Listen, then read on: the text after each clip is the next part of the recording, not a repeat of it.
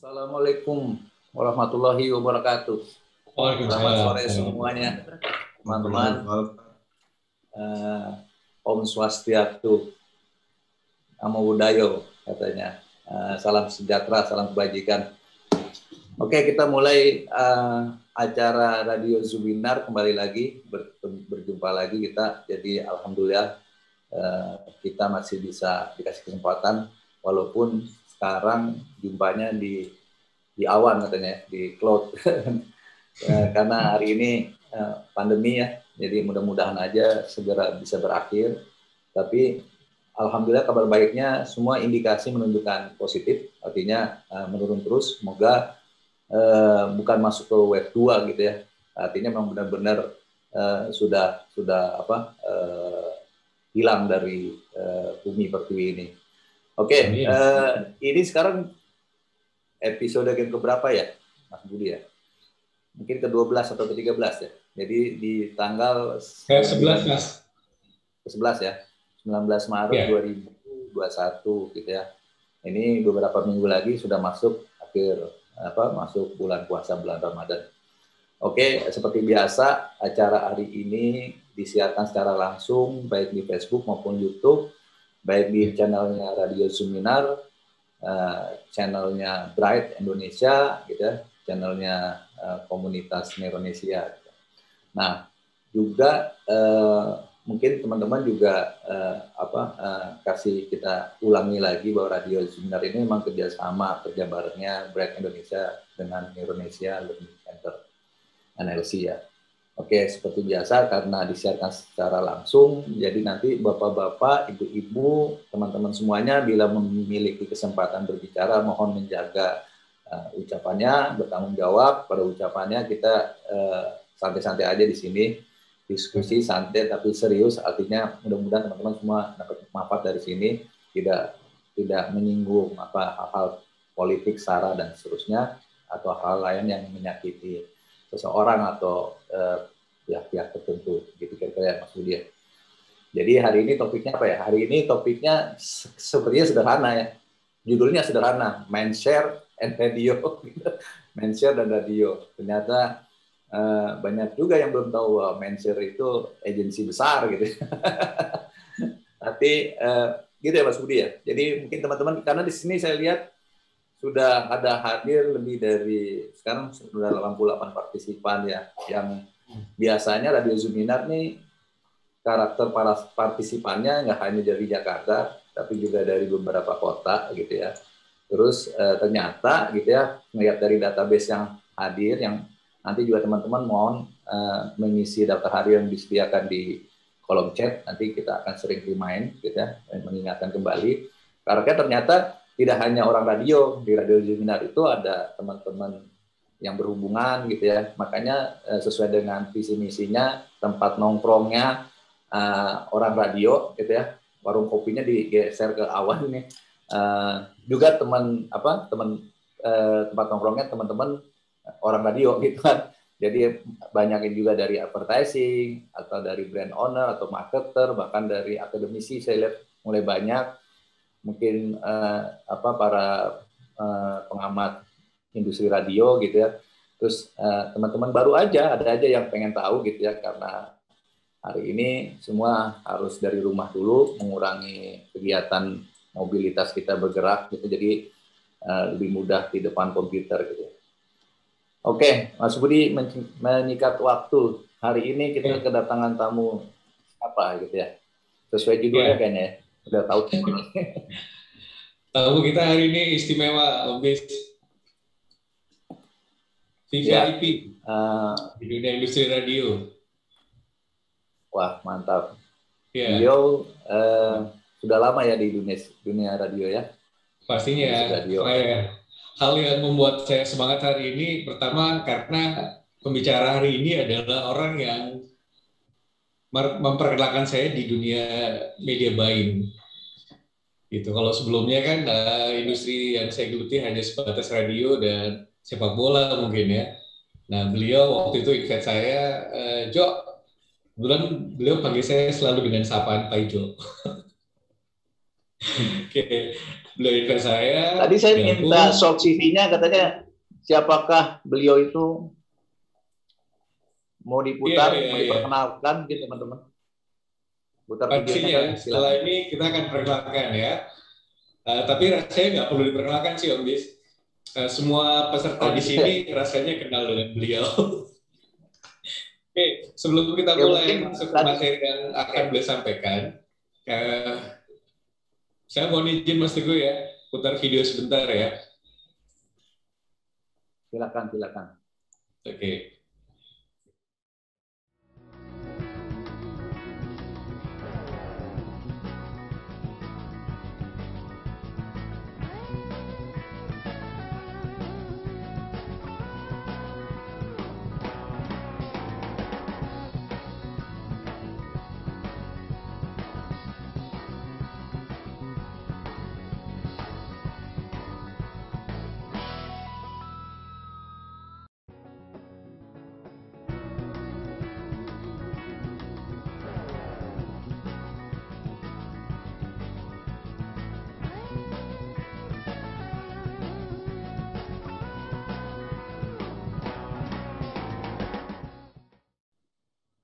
Oke, itu tadi Mas Teguh ya. Gagah ya Mas pakai kumis Mas. Oh, ternyata ya. Mas Teguh, sorry Mas Teguh. Apa kabar Mas Teguh? Alhamdulillah baik. Perjanjiannya nggak ada begituannya Om. Ini saya dikerjain ini sama teman-teman Brad ini. Terima kasih. Perjanjiannya nggak ada gitu ada. Aduh, siapin tapi nanti di saya nanti. Oke.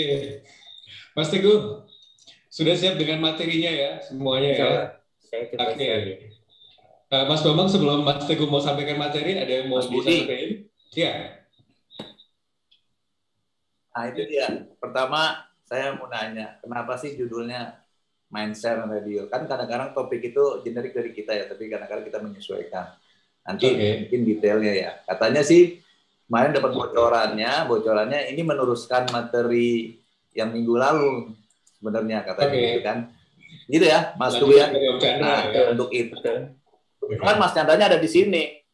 Boleh nggak Mas Ilham tolong buka dong. Saya mau tegur sapa. Kemarin saya nggak perlu nuhun, kemarin di gunung hilang sinyal. Saya nggak pamit ke Mas Chandra.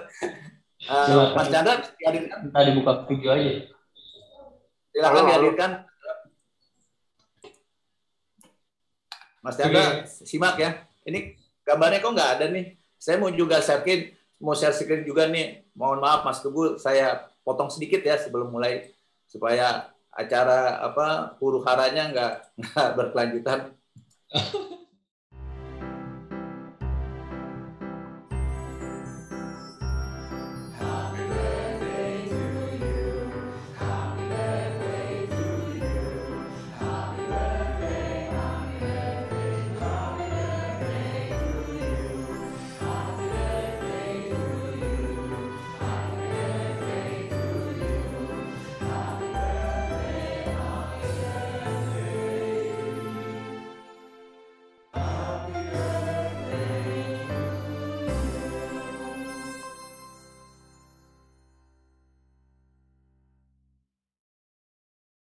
Terdengar nggak suaranya? Terdengar ya? Selamat ulang tahun ya. Selamat ulang tahun Mas. Terima kasih. Selamat ulang tahun untuk Prambors yang ke-50 ya. Iya. Boleh dong sepatah dua kata dari Mas Chandra sebelum kita jangan nanti aja. Ini acaranya Teguh. Oke. Siap. Oke. Selamat ya buat Prambors, buat teman-teman semua yang di Prambors, yang di Masima Group gitu ya. Oke. Iya. Mohon maaf nih, Mas Teguh, kita nyelak nih. Terima kasih. Oke, saya Om. Oke, Mas Teguh, waktu dan tempat dipersilakan untuk diskusi sama teman-teman radio di sini. Silakan Mas Teguh. Sebentar Om, saya coba share screen dulu. Share screen dulu, siap.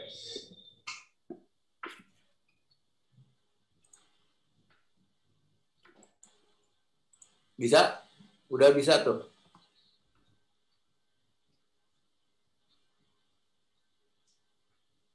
Belum keluar ya Om ya? Belum keluar. Sekali lagi. Sudah bisa. Oh, sudah. Oh, sudah. Sebenarnya. Ya. Nah, muncul. Kelihatan nggak, Om? Ya, Kelihatan. Tinggal di slideshow aja, Mas. Di full screen aja. Full screen. Nanti di opsinya yang more itu annotation-nya dimatikan ya, Mas? Annotate saya matikan ya, Bu. Ya. Oke. Monggo.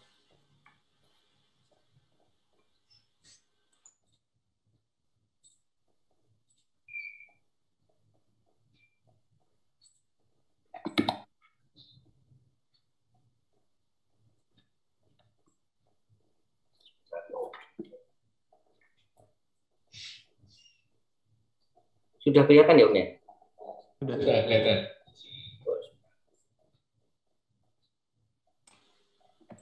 Oke, terima kasih. Assalamualaikum warahmatullahi wabarakatuh. Terima kasih teman-teman Bright atas kesempatannya. Sebelum saya memulai dengan materi saya, pertama-tama saya ingin mengucapkan terima kasih kepada Mas Rizal Maulana. Beliau lah yang menuntun saya masuk ke dunia media di radionya waktu itu, dan akhirnya bisa belajar ke Om Chandra dan sampai sekarang akhirnya saya malah terus tetap di radio. Insya Allah nanti terus. Oke, teman-teman semua, saya akan mengambil judul tentang mindset dan radio. Nah, ini agak menarik karena biasanya judul sangat panjang, tetapi saya mencoba untuk membuat judul yang sangat sederhana, mindset dan radio. Kok cuma sedikit sekali? Ya, karena di sini saya melihat adanya sinergi antara mindset dengan radio. Mindset sebagai agensi dan radio sebagai station media. Tetapi sebenarnya sinergi itu dalam bentuk kerjasama. Kita melaksanakan gimmick bareng dan akhirnya kita bisa menjalankan campaign sesuai dengan brief dari klien. Jadi kita sebenarnya tidak sendiri antara mindset dengan radio, tapi di pihak lain kita juga akan bekerja sama tripartit antara mindset, radio dan klien. Nah, bentuk kerjasamanya macam-macam. Jadi dari mulai kerjasama sport, atlet, dari on air, sampai dengan sponsorship, dan kalau sekarang bisa merambah ke online, digital, sosial media, dan bahkan dari 1997 sampai saat ini kerjasama mindset dengan radio itu sampai pada tingkat campaign brand yang paling tinggi, yaitu lebih pada activation. Karena kalau satu brand sudah melaksanakan campaign activation, itu artinya tahapan-tahapan awal dari mulai teaser, spot clip, lalu talk show, insert, sponsorship program, sampai dengan activation itu udah sampai puncaknya. Kan pasti selama perjalanan campaign brand tersebut juga sekarang melibatkan digital atau sosial media pada saat tahapan-tahapan tersebut. Nah, bentuk campaign-nya dari mulai on air sampai dengan activation di pasar, activation di sekolahan, activation di perkampungan. Itulah cerita mindset dengan radio itu sangat banyak. Activation di Sumatera sampai yang paling berkesan bagi saya adalah saya melakukan activation sampling, tetapi di Papua. Plan sampai dengan eksekusi itu jedanya ada sekitar 2 bulan. Jadi harusnya kampanye misalnya jalan bulan ini, tetapi karena faktor produksi, faktor jarak, komunikasi, akhirnya baru bisa dijalankan 2 bulan setelahnya. Itulah ceritanya seperti itu. Dan oke, itu kenapa saya membawakan judul mindset dan radio, karena ada banyak cerita yang akan kita sharing ke teman-teman. Nanti kita coba sharing bareng-bareng, kita belajar bareng-bareng. sebelum saya lanjut ke materi saya coba akan memperkenalkan diri. Nama saya Musab Kana. Saya head radio di Mindshare Indonesia. Bapak Ibu, sebagian sepertinya sudah mengenal dengan Mindshare. Apa sih Mindshare? Agensi, ya. Dan di dalam layar saya juga ada namanya WPP. Bapak Ibu mungkin sudah familiar Wira Pamungkas Pariwara.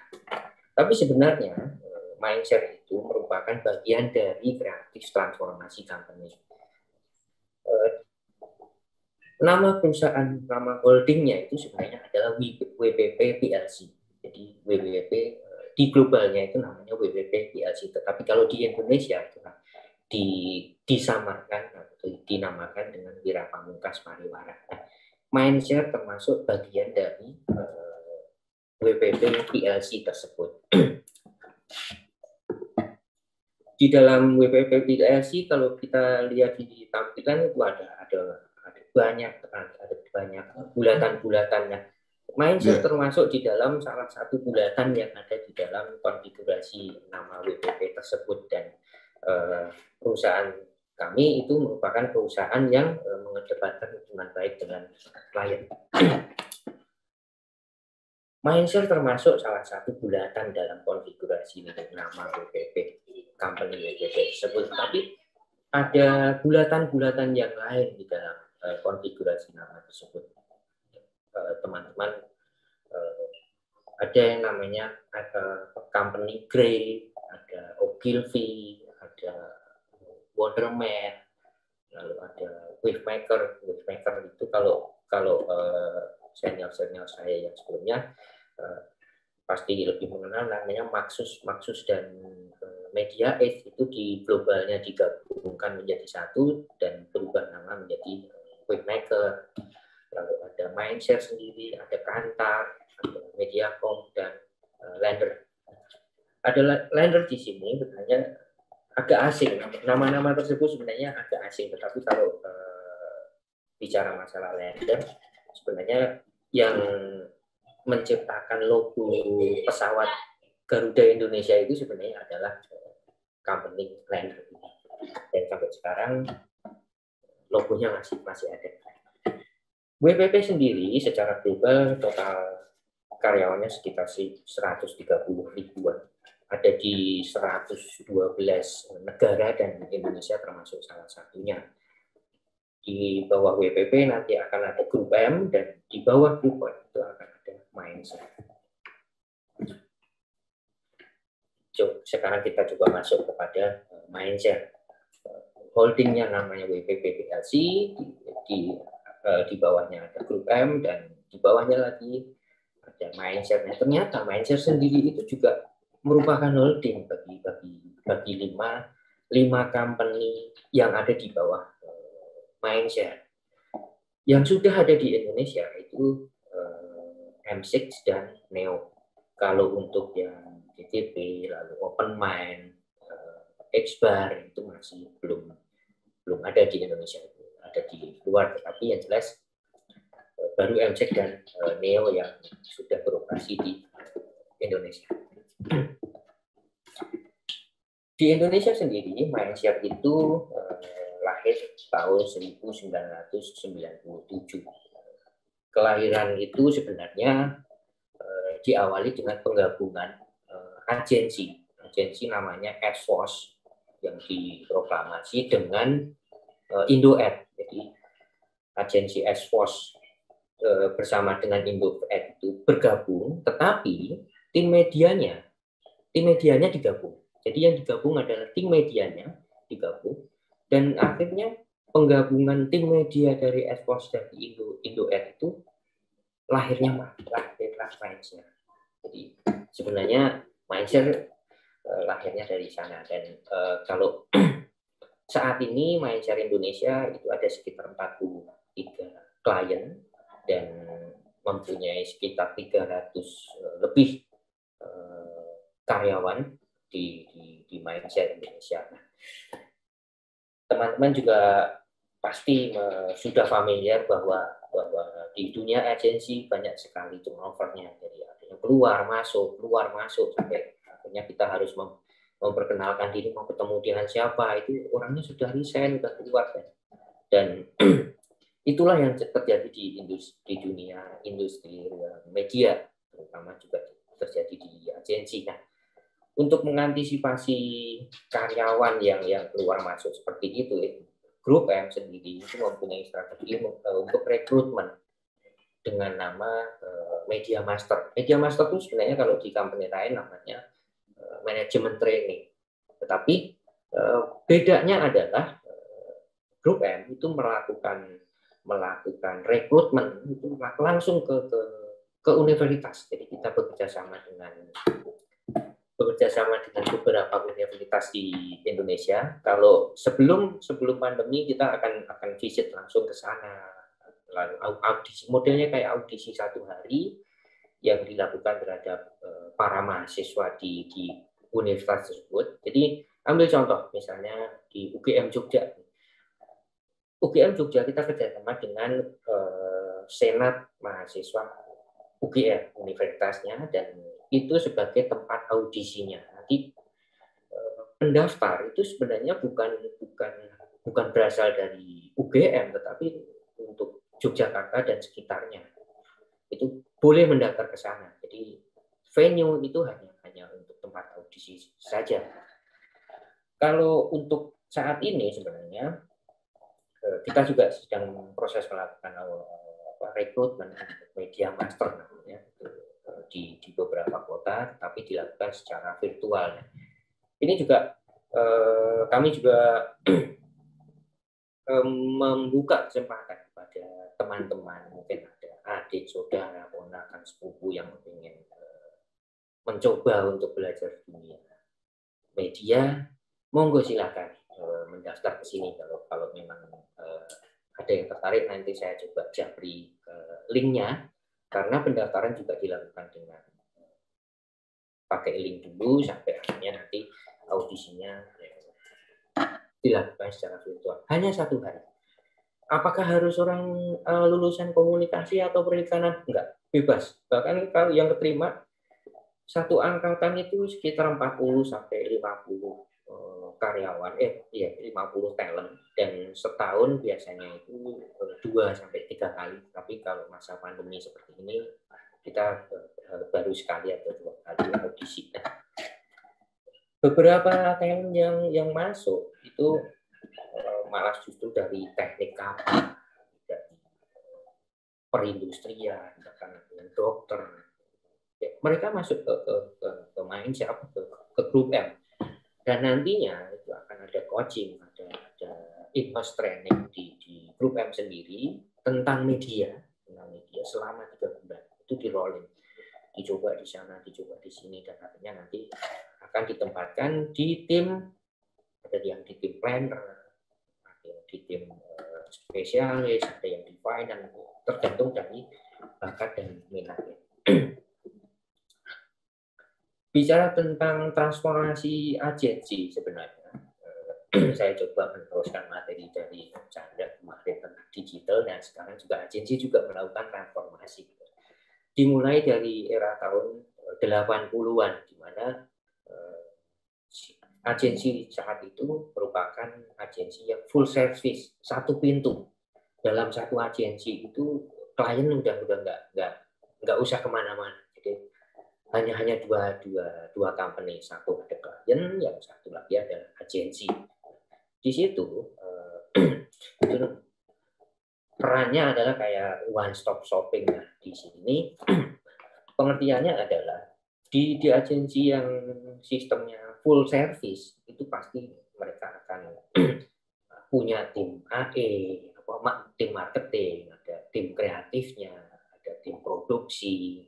Jadi misalnya kalau mau siaran di radio gitu, mereka produksi iklan sendiri, lalu mereka rekam sendiri, dan akhirnya menjadi materi dan baru dikirim ke medianya. Begitu juga dengan kalau kita misalnya akan muter materi TV, kita syuting dulu kreatifnya, nyari talentnya, lalu dibentuk menjadi sebuah materi beta camp dan baru diputar itu dalam satu agensi.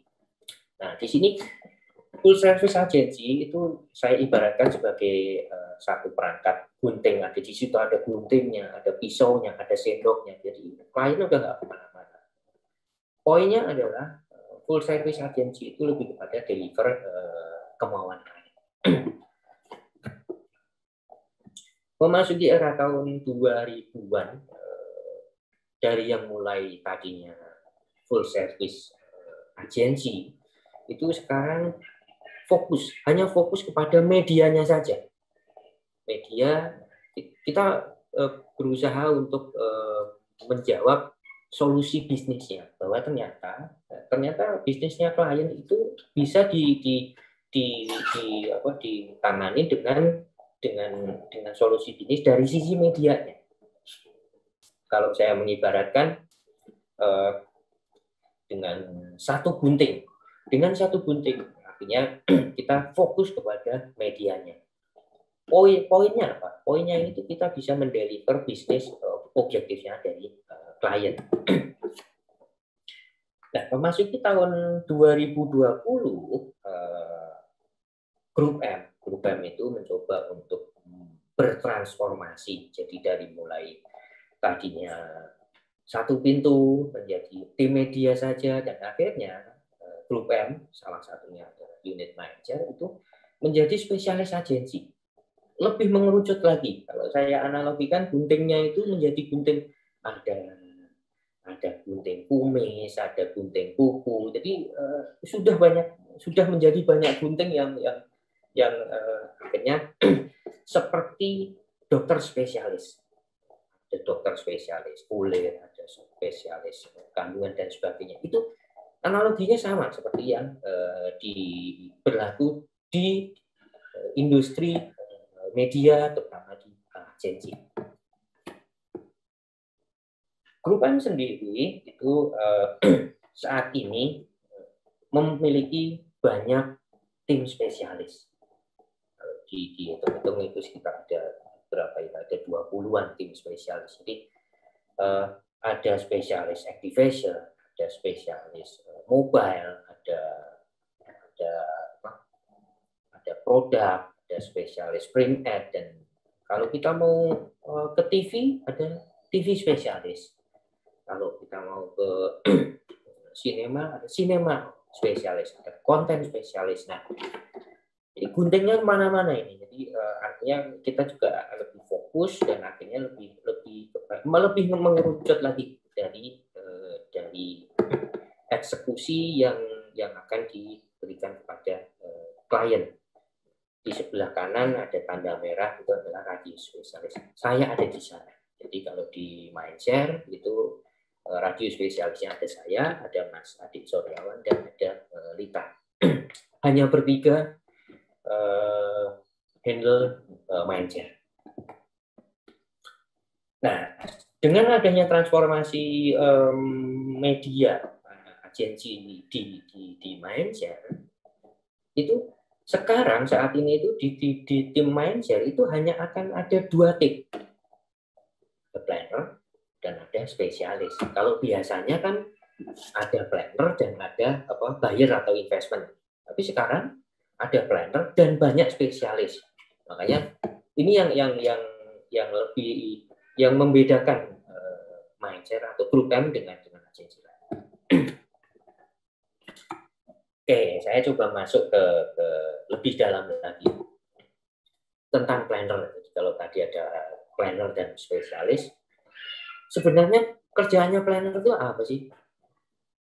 Karena awalnya itu bahwa di dalam agensi itu ada AE-nya, ada tim produksinya, ada tim kreatifnya dan sebagainya, dan akhirnya sekarang hanya ada planner dan tim spesialis. Maka si plannernya Mindshare ini juga bertugas sebagai marketing. Mereka yang akan bekerja sama dengan klien. Hubungan ke klien itu biasanya berhubungan langsung dengan brand manager dan marketing manajernya. Itu tugasnya planner adalah mereka membantu mengelola budget dalam 1 tahun campaign. Dalam 1 tahun itu bisa jadi pas tahunnya dari Januari sampai Desember, tetapi bisa jadi mulainya itu dari bergeser nggak pas dengan itu, tetapi selama setahun periode. Nah, planner juga akan membuat timeline dalam campaign, misalnya dalam 1 tahun itu kan biasanya ada 4 quarter 1, quarter 2 sampai quarter 4. Setiap quarter itu kan 3 bulan, Januari, Februari, Maret. Nah, itu planner juga bertugas memberikan rekomendasi ke klien itu selama tahun berjalan. Bisa jadi timeline-nya itu loncat-loncat. Jalan di kuartal kedua. Nanti kuartal ketiganya kosong, tapi baru ada lagi di kuartal keempat. Jadi tugasnya planner adalah membuat rekomendasi, mengelola budget selama setahun, dan membuat timeline. Apa yang diperlukan dari planner? Kerjaannya itu ngapain? Pekerjaan paling besar paling banyak dari planner itu adalah mencari insight. Insight apa? Mencari wawasan. Wawasan apa? Tentang brand yang di-handle, tentang brand yang dipegang. Industrinya seperti apa, trennya seperti apa, marketnya seperti apa, produk analitiknya seperti apa, sosial analitiknya seperti apa. Semua itu harus dikuasai oleh teman-teman planner. Nah, sekarang pertanyaannya, saya menjawab pertanyaan, kapan radio harus visit? Kapan sih radio? Kalau teman-teman mungkin di Jakarta bisa sewaktu-waktu ketemu dengan saya pada saat tidak pandemi. Tapi kalau teman-teman di daerah, Teguh, saya itu kalau mau visit ke Jakarta, ketemu dengan agensi itu idealnya itu kapan? Waktu ideal buat teman-teman radio visit ke agensi itu sebenarnya adalah pada saat mereka membuat rekomendasi. Lah kapan? Nah, annual recommendation itu biasanya rata-rata dibuat di kuartal keempat. Jadi bulannya itu Oktober, November, Desember. Nah, planner selama 3 bulan ini di kuartal keempat ini sulit sekali ditemui karena apa? Mereka akan membuat rekomendasi. Yang namanya rekomendasi yang dibuat oleh planner itu untuk semua media. TV-nya mau selama setahun itu mau ngapain, print ad-nya mau ngapain, digitalnya mau ngapain, radionya mau ngapain, itu dalam satu bentuk rekomendasi. Bisa jadi itu jumlah slide-nya ada 100 plus. Kadang ada 200 plus atau 300 plus, tergantung dari banyak tidaknya rekomendasi dan kompleknya brand tersebut. Nah, radio visit ke agensi atau radio memberikan data update ke agensi itu pada saat kuartal keempat itu, pada saat teman-teman planner itu membutuhkan insight. Saya lagi ngapain ya? Saya mau bikin apa ya? Nah, itulah makanya di sinilah radio yang dibutuhkan itu nanti bentuknya adalah lebih kepada rekomendasinya seperti apa. Kaleidoskop radio, mungkin ada kaleidoskop program, kaleidoskop activation, atau kaleidoskop history program radio itu yang paling update dikirim ke kita.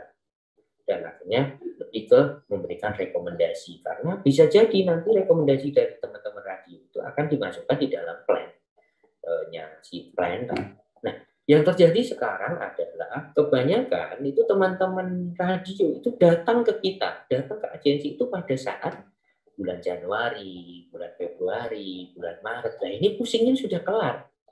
Kalau pusingnya itu kemarin kok yang di kuartal keempat itu, kalau teman-teman datang ke sana, itu artinya bisa jadi dalam tanda kutip, bisa jadi tidak dimasukkan di dalam plan, tetapi akan dimasukkan di dalam rekomendasi yang kedua. Apa itu?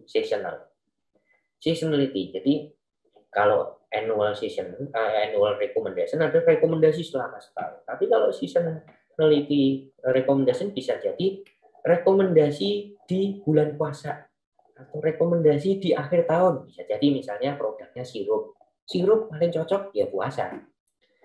Travel atau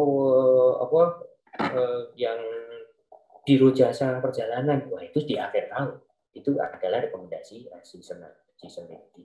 Nah, Ada juga yang dilakukan oleh planner adalah rekomendasi terhadap e-commerce. Bentuknya seperti apa? Rekomendasi tipikal dari brand e-commerce itu adalah yang diincar adalah kapan orang mempunyai duit, kapan orang akan belanja.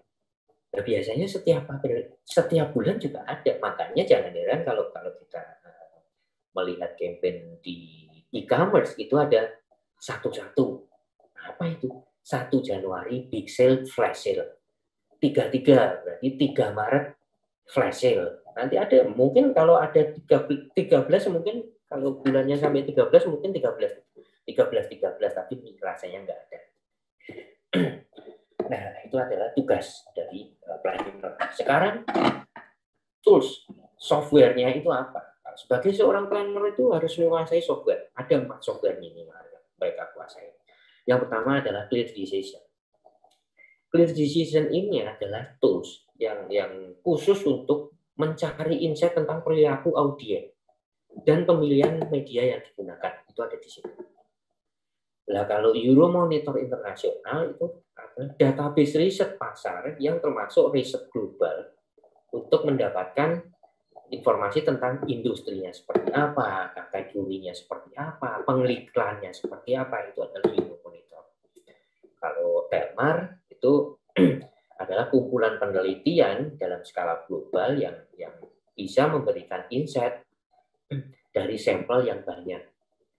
E-marketer itu mencari insight dan analisa untuk industri atau perilaku audiens dalam topik digital. Itu adalah tools tentang yang harus dikuasai oleh para planner. Tadi disebutkan bahwa ada planner dan ada spesialis. Kok sekarang saya menampilkan TV spesialis? Ya, saya tampilkan TV spesialis karena yang saya perhatikan di plan brand itu 75 sampai 80% budget itu ada di TV. Makanya ya saya tidak bisa menutup mata kalau tidak memberikan knowledge tentang TV spesialis ya, karena budgetnya paling banyak di TV ya, saya harus minimal itu nanti ibaratnya ada radio bisa nyolong budget dari situ, ngambil bagian dari situ. TV spesialis itu mereka juga bertugas sebagai marketing karena kita hanya ada planner dan spesialis, nggak punya marketing. Nah, tugasnya ngapain?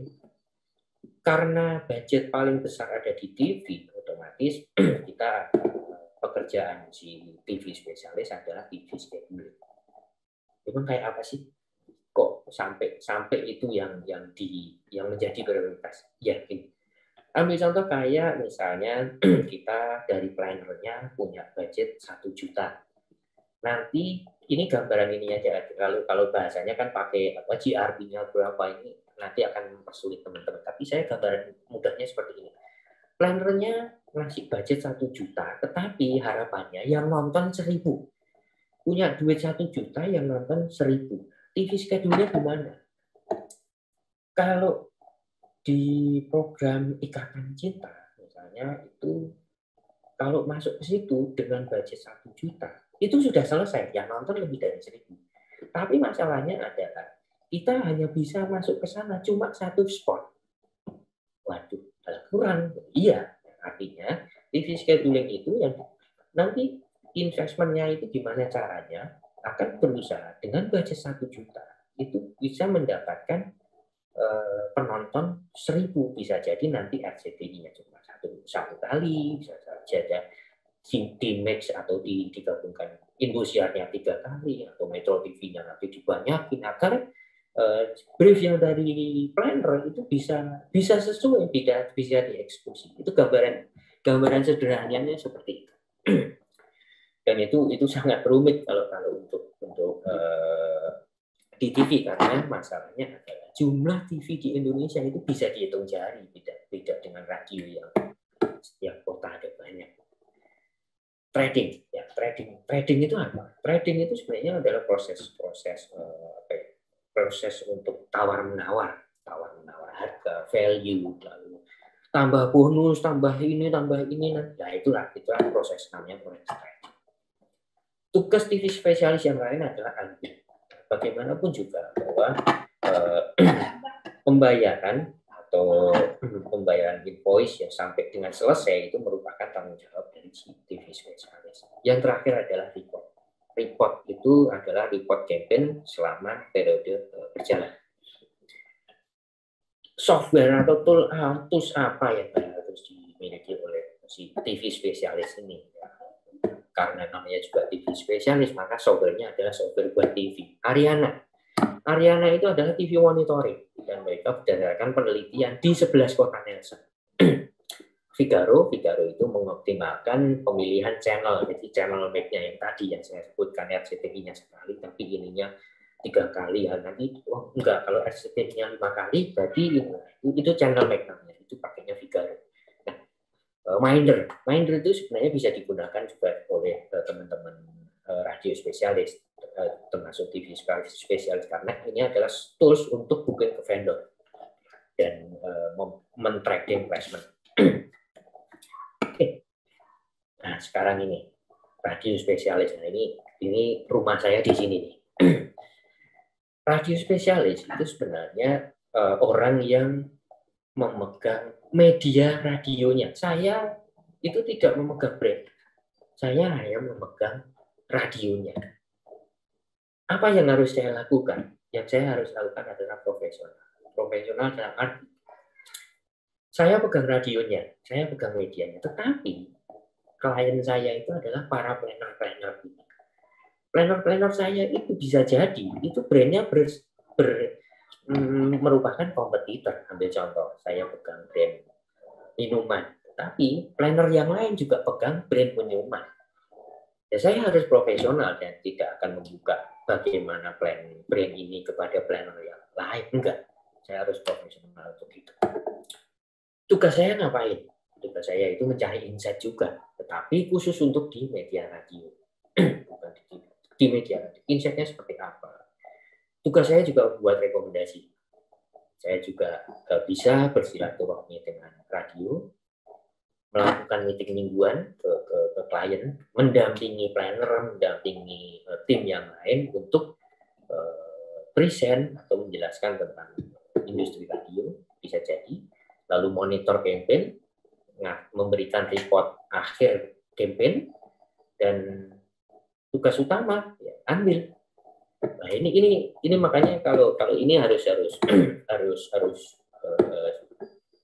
disegerakan karena proses ambil ini menyangkut masyarakat banyak dan ini kan amanah, artinya begitu nanti sudah dibayar sama klien kita harus deliver ke medianya. Makanya kalau ada teman-teman yang memang masih ada nyangkut ambilnya di mindset, silakan.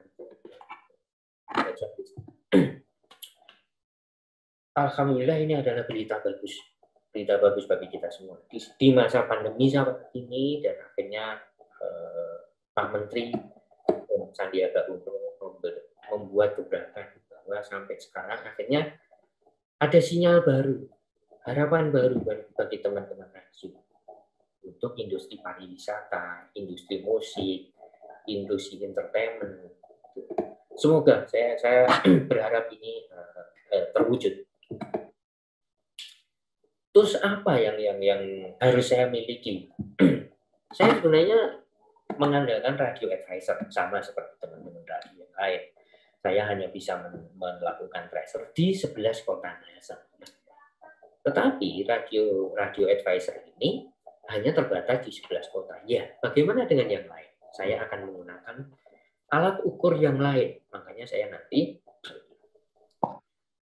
akan menggunakan beberapa parameter untuk melakukan campaign. Alat ukurnya apa? Dengan activation.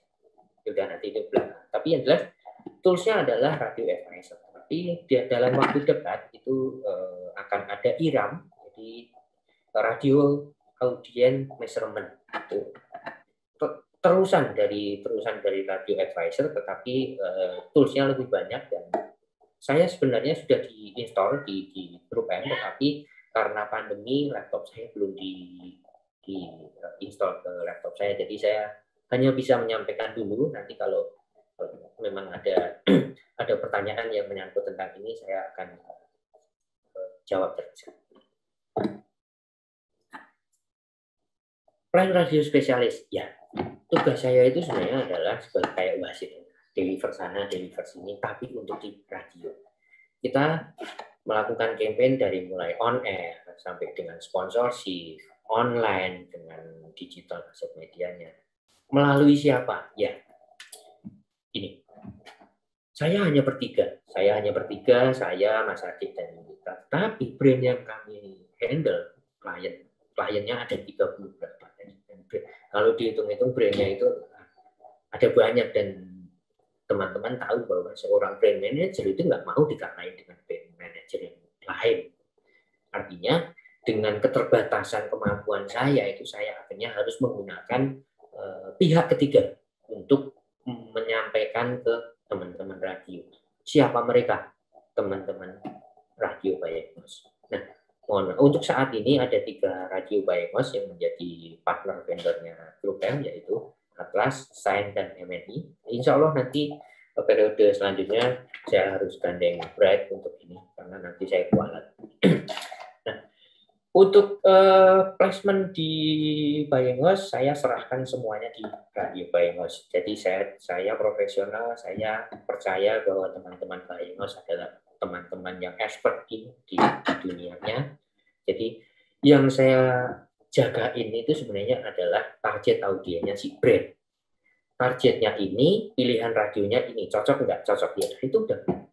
Dan saya selama ini saya terima kasih kepada teman-teman Bayengos. Termasuk saya sering komunikasi dengan Budi untuk Mbak Hani tentang diskusi tentang campaign-campaign seperti ini. Nah, sekarang activation. Sebelum pandemi memang kami banyak melakukan activation. Jadi kalau radio on air sampai dengan sponsorship saya menggunakan Bayengos, tapi kalau untuk campaign activation saya dan Mas Adit Suryawan yang akan membuat rekomendasi sendiri. Terus yang mengerjakan siapa? Ya, nanti yang mengerjakan adalah teman-teman radio dari tim Mindshare. Kita menggunakan semua radio yang ada di vendornya Mindshare, termasuk bisa jadi nanti ke radio teman-teman semua. Tapi yang jelas dari sini kita sebenarnya itu memerlukan masukan dari teman-teman. Bagaimana kita mencoba untuk membuat rekomendasi activation, membuat proposal activation. Terkadang saya juga sama Adik Suryawan sampai aku buntu gitu, karena sesama brand saling bersinggungan. Ambil contoh aja, yang namanya sampunya Unilever itu ada 5, itu target audiennya itu saling beririsan, dan akhirnya kan kita harus membuat ide. Saya sebenarnya butuh masukan rekomendasi dari teman-teman semua. Bentuknya apa? Tidak usah banyak-banyak sebenarnya. Yang saya perlukan itu adalah idenya ngapain, budgetnya berapa, lalu estimasi reach-nya berapa. Reach apa? Jadi idenya ngapain, budgetnya berapa, potensial orang yang melihat atau yang terlibat dalam proposalnya radio itu berapa orang. Nah, itu hanya sebatas itu dulu. Nanti kalau ini dikirim ke kita akan bantu untuk menyampaikan ke planner sebagai bentuk rekomendasi. Kalau untuk activation sendiri, memang ini menjadi alat ukur bagi kita. Karena apa? Yaitu kalau dari Nielsen hanya di 11 kota, tapi dengan kita menjalankan activation, saya bisa mengukur dengan KPI, dengan reach, itu sangat actual gitu. Karena itu benar-benar saya mengerjakan sendiri. Ambil contoh, saya menjalankan plan untuk activation dengan KPI misalnya 30%. Kok harus 30%? Kadang saya sering dapat curhatan dari teman-teman radio. Kenapa kalau di Grup M atau di Mindshare itu KPI-nya harus 30%? Iya, kalau di daerah memang iya. Tapi kalau di Jakarta 10%. Ya karena memang produksinya lebih mahal. Tapi kalau Kalau standar untuk di daerah KPI-nya adalah 20-30%. Dari apa? Dari total budget? No, bukan. 30% itu dihitung dari real budget activation. Bedanya apa? Ini, ambil contoh ini.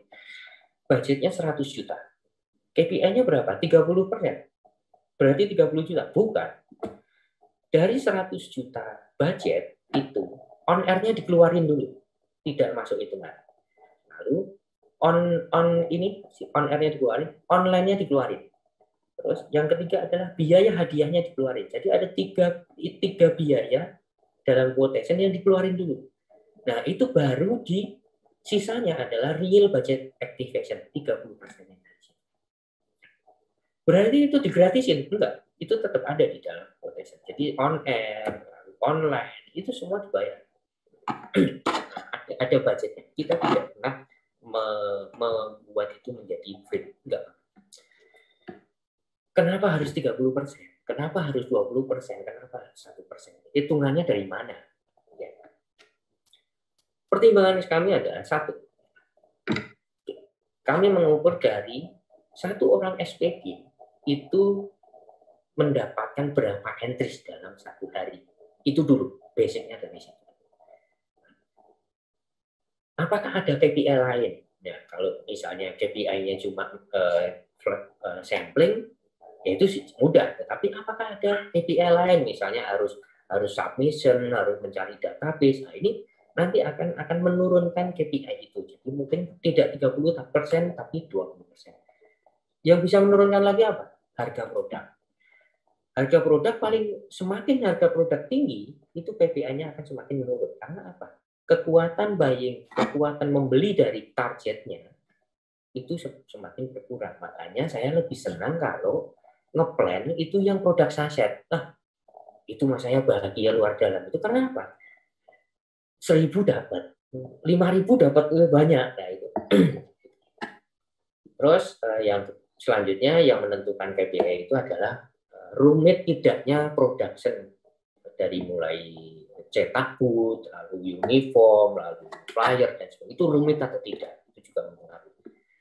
Selanjutnya adalah seberapa banyak billing dari klien selama tahun kemarin. Misalnya brand X, ini mau activation.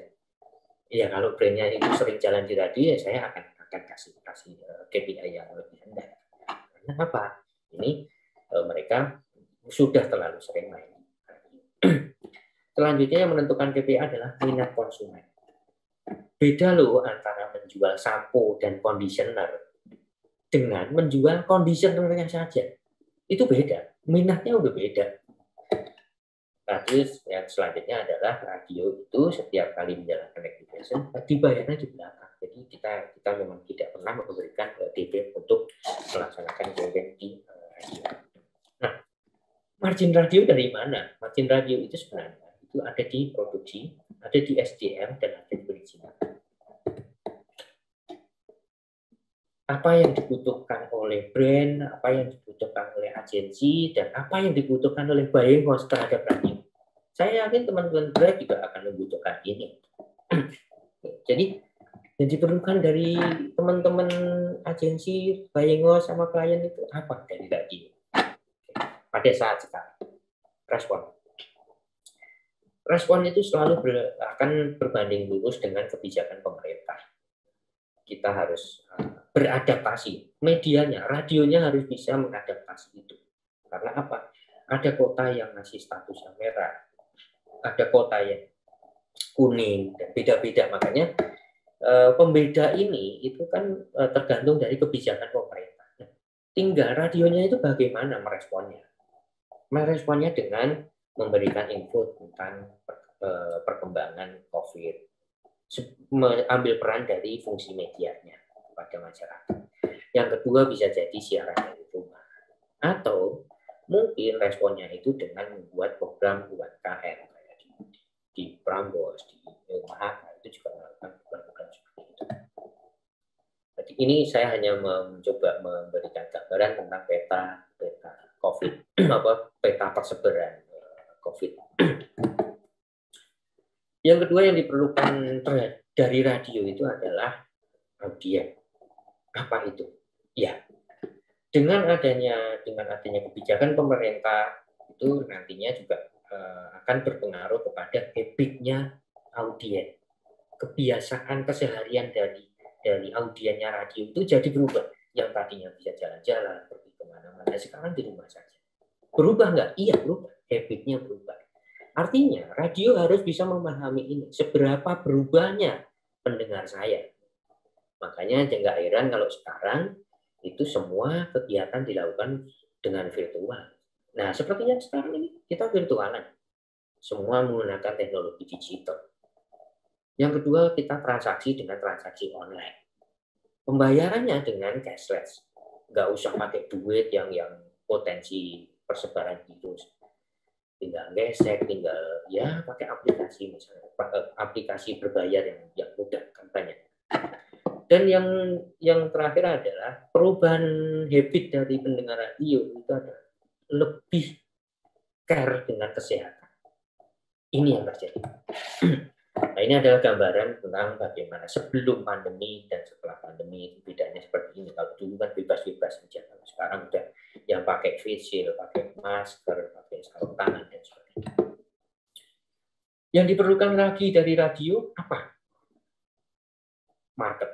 Market itu apa? Market itu nanti akan berhubungan dengan inovasi. Apa? Inovasi apa yang dilakukan oleh radio? Pada saat pandemi seperti ini, ya inovasinya yang tadi saya sebutin, siaran dari rumah, nggak boleh siaran dari kantor. Masuk orang kita di Jakarta gitu, ada PSBB, ada ya kebijakannya udah ketat, makanya saya sudah setahun tidak pernah masuk kantor dari mulai awal Maret tahun 2020 sampai awal Maret sekarang yang 2021 otomatis sudah setahun. Itu saya ke kantor hanya 2 kali. Yang pertama adalah betulin laptop, yang kedua vaksin flu. Selebihnya saya nggak pernah masuk kantor. Gitu. Marketnya apa? Ya, yang kedua, inovasinya dengan siaran dari rumah. Yang kedua, kayak di Prambors, dengan mengangkat program UMKM. Menggerakkan teman-teman, menggerakkan audien dari komunitasnya. Dan itu nanti akan menjadi kontennya radio, bisa menjadi konten. Itu jualan. Menjadi konten kreator. Jadi teman-teman lebih banyak, teman-teman radio lebih banyak memaksimalkan aset media digital. Menjadi konten kreator. Lalu talk show dengan Instagram. Saya barusan juga ngobrol dengan teman-teman Marka untuk plan selanjutnya, yaitu ada live musik ya virtual ya kayak gitu. Itu nanti insya Allah nanti akan terlaksana karena untuk perkembangannya semoga semakin membaik. Ini adalah contoh-contoh program yang dilakukan radio pada saat pandemi, itu dengan meet up, mari meet up, terus ketemu dengan pendengar dan sebagainya di era pandemi. Kita harus konsen kepada kesehatan. Dan diperlukan radio, yang diperlukan dari radio selanjutnya adalah potensi. Potensi itu apa? Radio harus bisa memberikan rekomendasi. Rekomendasinya seperti apa? Yang tadi saya bilang. Rekomendasi yang kami perlukan itu sebenarnya hanya 3 hal. Yang pertama adalah idenya ngapain. Yang kedua adalah budgetnya berapa. Yang ketiga, estimasi orang yang melihat atau yang terlibat dalam rekomendasi ini berapa orang. Ambil contoh. Saya merekomendasikan grebek pasar. Oke. Idenya grebek pasar. Oke, nanti kan detailnya ada. Budgetnya berapa? Yang ketiga, di pasar itu potensial orang yang bisa melihat activity kita itu berapa orang. Misalnya rata-rata ya dalam satu pasar misalnya yang melihat 500 orang. Oke. Tetapi nanti booth-nya dilihat berapa orang. Nah, itu mobil branding yang ngantar SPG, yang Mirawidi itu kan juga terlihat sama-sama audien. Jadi itu juga masuk di dalam hitungan reach, menambah hitungan reach. Itu semakin tinggi potensi orang yang akan mendengarkan atau melihat, itu klien lebih tertarik. Karena memang targetnya adalah awareness dan brand.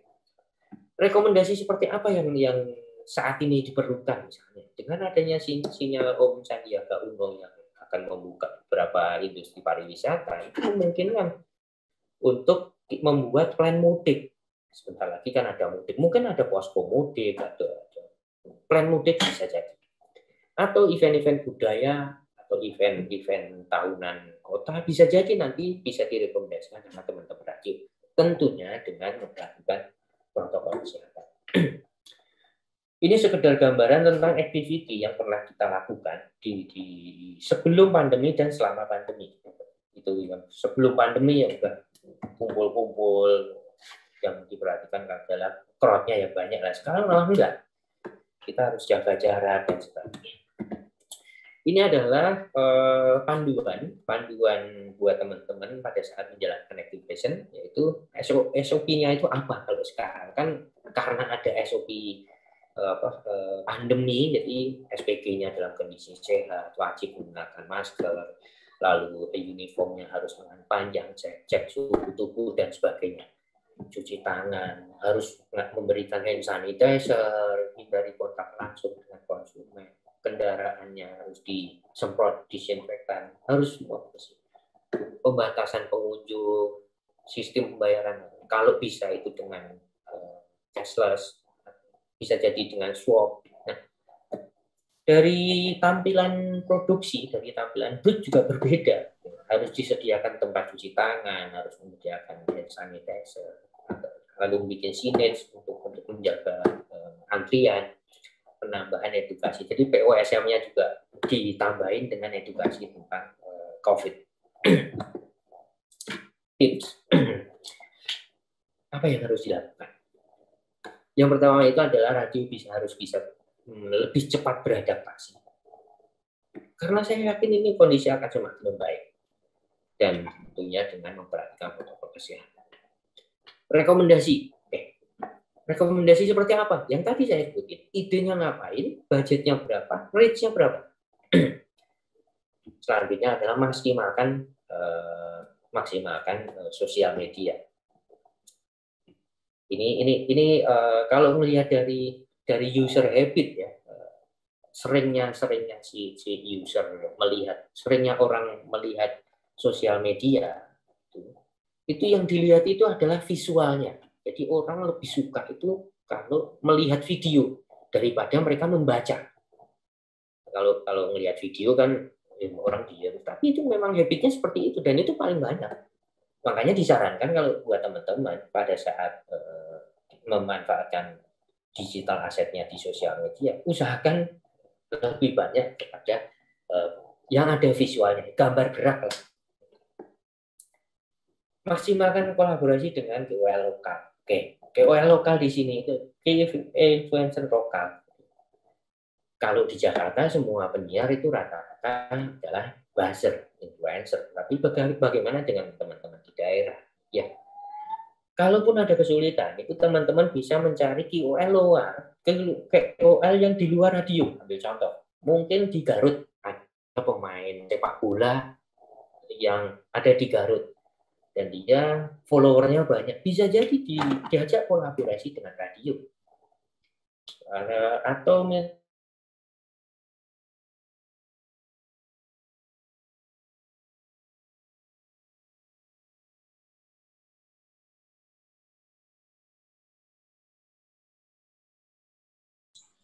Mati. Mas Teguh? Disconnect kali. Ya, drop sinyal. Silakan teruskan. Oh, udah nyambung Om? Sudah. Oh, oke. Sorry. Silakan dilanjut, Mas. Go ahead. Sampai ke tips tadi, Mas. Sip, Mas. Nah, ini. Oke. Ya, tips. Ya. Bisa jadi teman-teman radio bisa bekerja sama dengan influencer lokal. Ambil contoh ada atlet atau ada yang review handphone, ada semua orang yang bisa memainkan follower di dalam sosial medianya si radio. Ajak kerja sama mereka. Lalu yang ketiga, selanjutnya adalah memaksimalkan komunitas radio.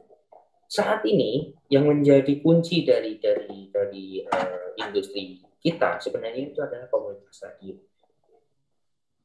Karena komunitas radio itu nantinya juga akan bisa menggerakkan industri. Teman-teman sudah membuat komunitas. Saya yakin ada banyak komunitas. Tampung mereka di grup WhatsApp atau di Telegram atau di Instagram. Ditampung dulu. Gunanya apa? Gunanya pada saat nanti akan menjalankan komunitas bisa dimanfaatkan. Ambil contoh, internet. Yang menang siapa? Ibu-ibu yang sering pengajian.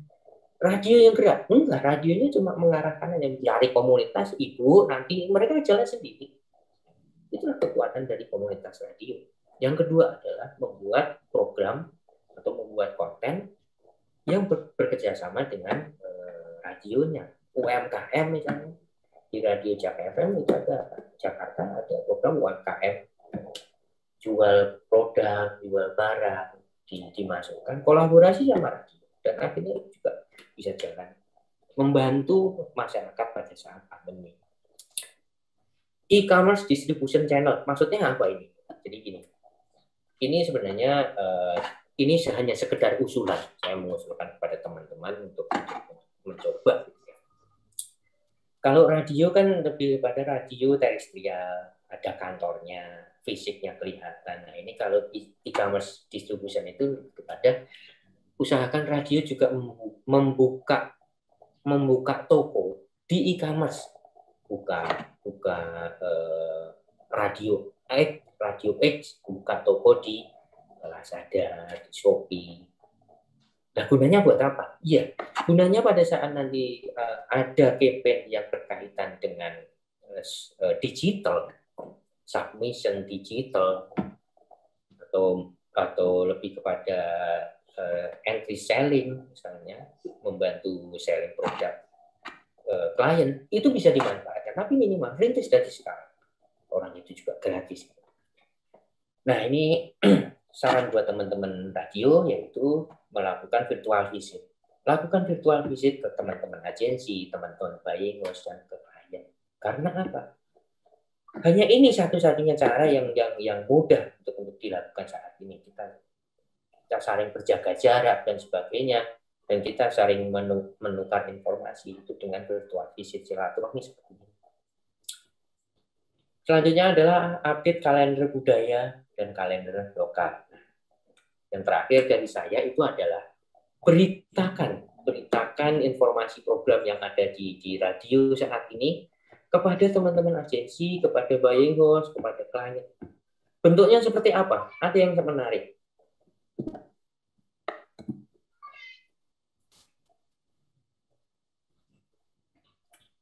Iya. Apa yang menarik dari sini? Yang paling menarik dari sini apa? Insight. Kenapa? Karena apa? Ini newsletternya radio memberikan insight yang tadi saya sesuai dengan pembicaraan kita di awal ya. Tugasnya planner ngapain? Mencari insight. Terus tadi saya juga menyampaikan tugas saya apa? Mencari insight. Lah kayak ini radio sudah memberikan memberikan newsletter tentang insight. Lah saya merem. Ini saya bahagia sekali karena apa? Radio ini radio yang ngerti kebutuhan yang dimauin sama klien, yang dimauin sama buying house. Ini kalau selama ini yang ditampilkan adalah radio menampilkan beberapa program yang ada di jalan sekarang. Iya, usahakan untuk lebih jeli dalam arti apa? Yang namanya klien A sama klien B itu kan berkompetisi ya. Tapi begitu kita menyebut misalnya menyebutnya itu frekuensi belanja oke, tempat belanja oke. Sekarang nah ini toiletries produk. Nah, di situ kan ada ininya, ada brand-brandnya. Begitu saya memberikan ini kepada planner A dan planner B, ya saya pasti akan dikejar. Mas Teguh ini boleh nggak? Saya ini datanya dari mana? Walaupun di sini dilihat bahwa si teman-teman Mas Ima juga tidak melakukan survei sendiri, ini ngambil dari Nelson, itu nggak terus ngambil dari source yang lain.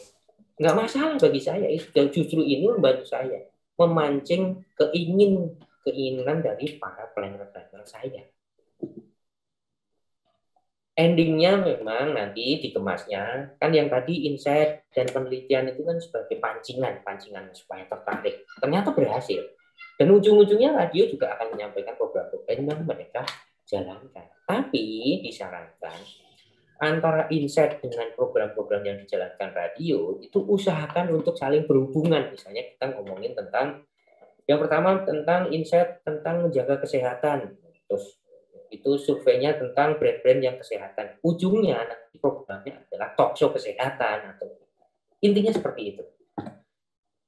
Terakhir, saya yakin industri kita akan tetap bisa jalan dengan baik dan saya berdoa semoga kondisinya akan semakin membaik dan apa yang saya sampaikan ini sebenarnya juga yang dibutuhkan oleh teman-teman agensi, teman-teman buying house, teman-teman klien dari radio.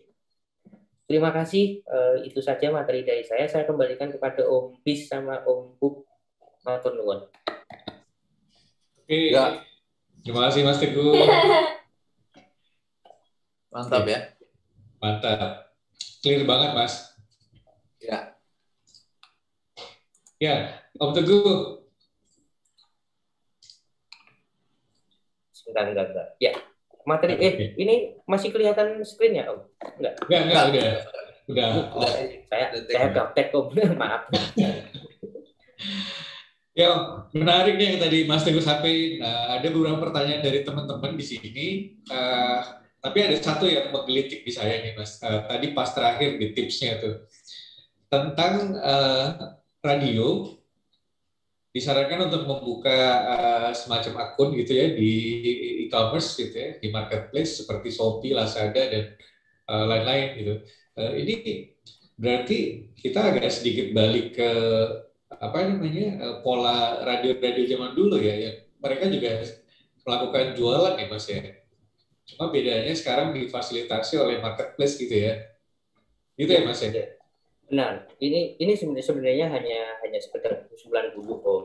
Oke. Memang belum efektif untuk dijalankan, tapi saya yakin nantinya akan mengarah ke sana.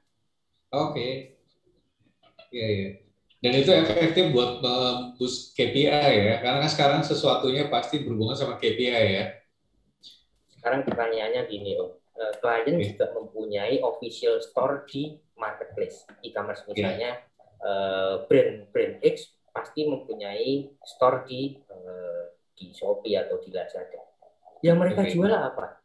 Yang mereka jual itu adalah produk-produk FMCG, produk-produk yang sekali habis gitu. Nah, dibandingkan dengan ongkos kirimnya, mahalan mana? Ya mahalan ongkos kirim. Ya, itu kan sebenarnya kan apa ya? Itu nggak efektif. Tapi kalau teman-teman yang melakukan itu kan bisa dilakukan misalnya dengan nanti di-tracer dari kota asal pembelian. Misalnya itu hanya sekedar usulan. Nanti bisa menjadi bahan diskusi. Siap. Oke.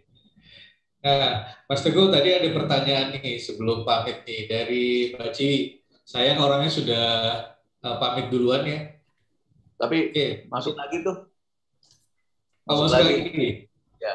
Mbak Ciwi? Dibacakan aja kalau nggak. Oke, kalau nggak saya bacain aja ya.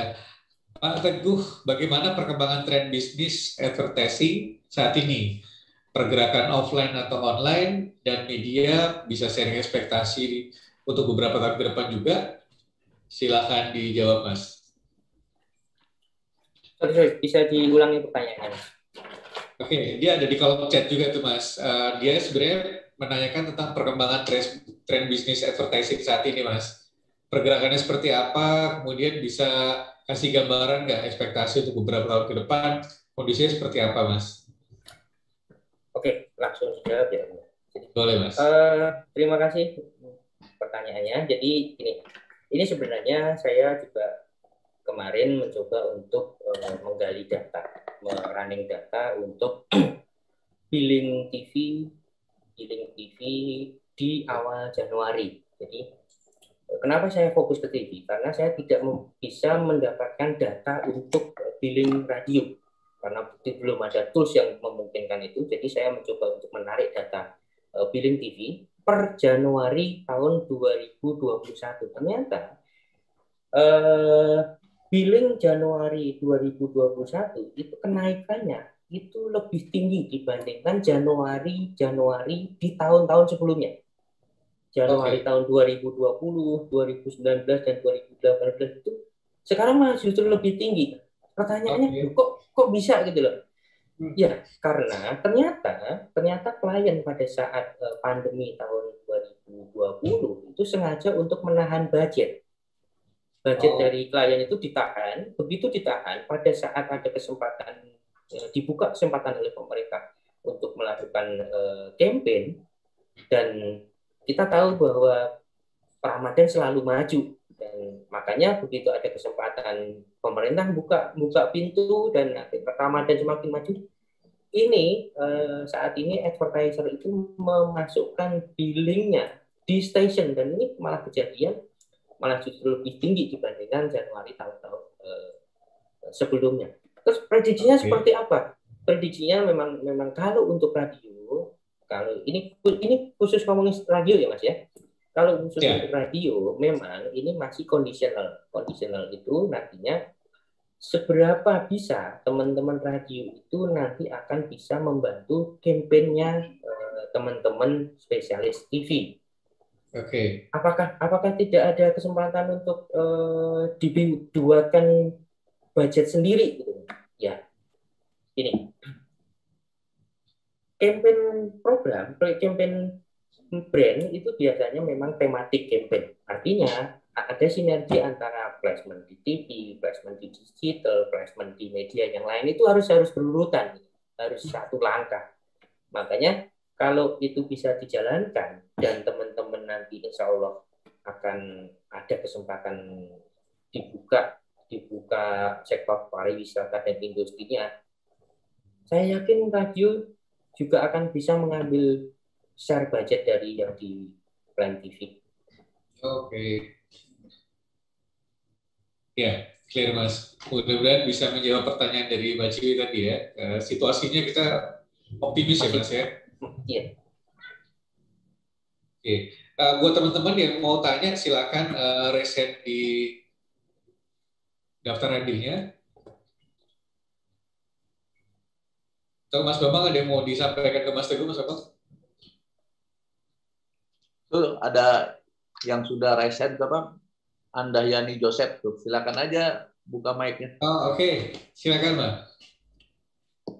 Boleh dibuka videonya? Hai, Assalamualaikum. Selamat sore. Mas, aku mau nanya nih, Mas. Aku Anda dari Radio Klasi FM Padang. Salam kenal. Jadi dari apa namanya yang tadi speaker kita sampaikan bahwa yang harus dilakukan ada beberapa poin tadi kan. Salah satunya ada newsletter, kemudian kayak laporan bulanan, kemudian dan hal-hal itu udah kita lakukan. Tapi sebenarnya yang aku pengen tanyain dari hal-hal yang udah dilakuin oleh kami di radio di Padang ya, oleh Klasi. Sebenarnya yang dicari sama agensi dari sebuah radio agar memenuhi need-nya agensi itu apa aja sih? Apakah jumlah pendengar itu dan juga kayak follower social media? What do you need as from us itu loh Mas? Apa aja sih sebenarnya dibutuhkan gitu? Karena kita takut nggak cukup aja apa yang sudah kita kasih, takut nggak cukup, atau mungkin kita over information banget gitu, kayak justru yang nggak penting justru kita masukin gitu. Apa sih sebenarnya, apakah usulan-usulan tadi, dan kalaupun usulan tadi kita bikin, apakah usulan seperti apa yang diterima gitu? Apakah di sini konteksnya there are no right or wrong ideas, atau justru ada ide-ide tertentu nih yang mungkin yang realistis aja deh, atau yang kayak gimana gitu, lebih spesifik kali ya Mas ya, apa sebenarnya dibutuhin sama agensi dari radio gitu. Itu aja Mas, makasih. Langsung dijawab.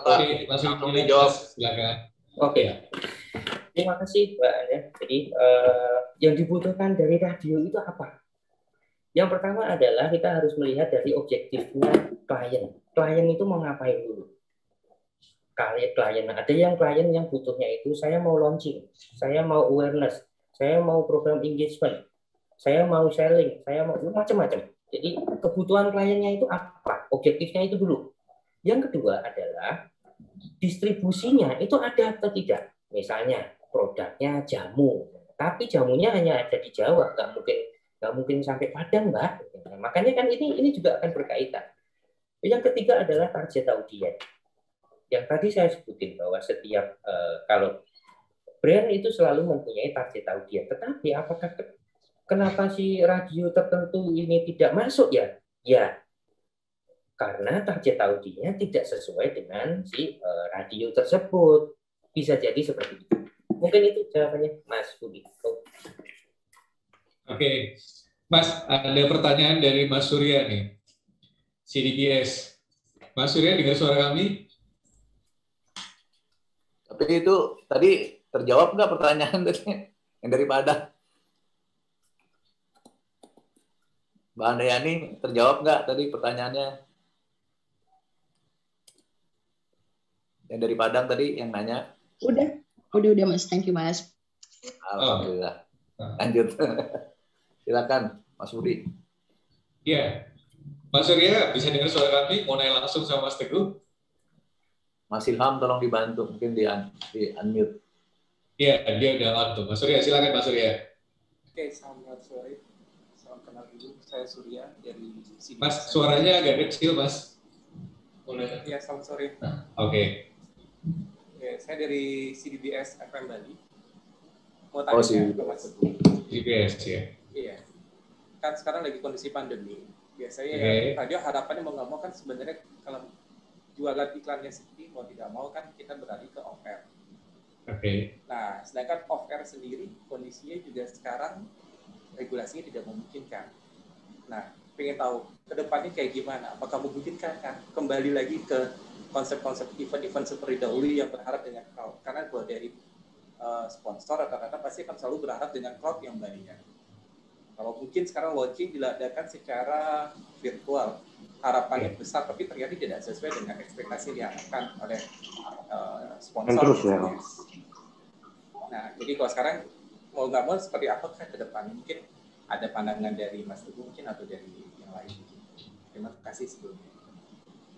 Oke. Mas Teguh bisa dapat clear ya suaranya ya? Iya. Oke, silakan Mas. Tapi saya nangkep. Jadi yang dimaksud sama Bung Surya adalah bagaimana kondisi off air yang sekarang. Jadi apa yang bisa dilakukan dari off air yang sekarang. Oke. Yeah. Seperti yang saya tadi sampaikan, Mas Surya, bahwa kondisi saat ini itu belum memungkinkan untuk menjalankan activation karena memang kondisi setiap kota juga beda-beda. Ada yang statusnya kuning, ada yang merah. Pembatasan itu kan harus dilakukan, misalnya harus izin dengan petugas COVID dan sebagainya. Tetapi memang pada saat ini off air-nya memang belum memungkinkan, Mas Surya. Tetapi nantinya kalaupun pemerintah akan membuka pintu bahwa suatu ketika, saya berharap semoga ini sudah nggak ada pandemi. Saya yakin Mas nantinya itu campaign activation itu masih akan memperlakukan tambahan protokol kesehatan. Walaupun tidak ada, sudah misalnya COVID-nya sudah nggak ada, ini tetap nempel. Keseharian kita atau kebiasaan kita yang sekarang kayak virtualan kayak gitu akan tetap terbawa sampai nantinya walaupun kondisinya tidak memungkinkan. Jawabannya adalah ini masih conditional, Mas. Kita masih belum mengetahui. Jadi saya sendiri dari sisi agensi, dari teman-teman brand masih menunggu ini. Dan satu lagi, Mas, klien sangat berhati-hati untuk ini. Kenapa? Karena pada saat kita melaksanakan activation atas nama klien, atas nama brand, yang dijaga pertama kali itu bukan crowd-nya, bukan larisnya, atau bukan lakunya, bukan. Ini menyalahi aturan atau tidak? Ini akan merusak nama baik brand atau tidak? Tiba-tiba nanti diberitakan, diviralkan brand ini anu. Itu yang dijaga, Mas. Semoga terjawab. Terima kasih. Mas Surya. Cukup Mas. Clear ya, Mas? Clear. Oke. Terima kasih, Mas Surya. Iya, terima kasih, Mas. Mas Teguh, ada pertanyaan yang agak sedikit sama nih dengan Mas Surya dari Kim Benz Radio. Mas Kim, bisa dengar suara kami, Mas?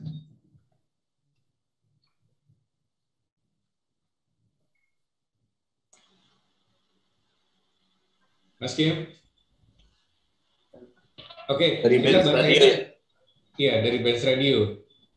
Itu Kita baca baru ini, Mas Teguh, ya. mute. Ya, ya Mas. Oke. Ya. Ya, silakan Mas Kim. Tanya langsung sama ahlinya. Sama ahlinya ya. Apa kabar Mas? Mas Teguh, apa kabar? Baik Om Kim. Salam sehat selalu. Ini sih apa sih yang program nama klien itu yang diinginkan di program setiap radio itu ya saat new normal ya. Rata-rata kan semua radio kan punya unggulan gitu kan. Tapi kan ada satu ciri khas dari pihak klien tuh ingin apa sih yang diinginkan dari mereka gitu. Nah, satu lagi kalau off air ini kan pasti ingin sesuatu yang berbeda. Apa sih off air yang diinginkan dari pihak klien saat new normal selain dari webinar gitu? Apakah mungkin ada bocorannya gitu? Apakah mungkin radio bisa mengeksplor gitu kira-kira atau seperti apa gitu? Itu aja sih Mas. Ya, salam ya Mas.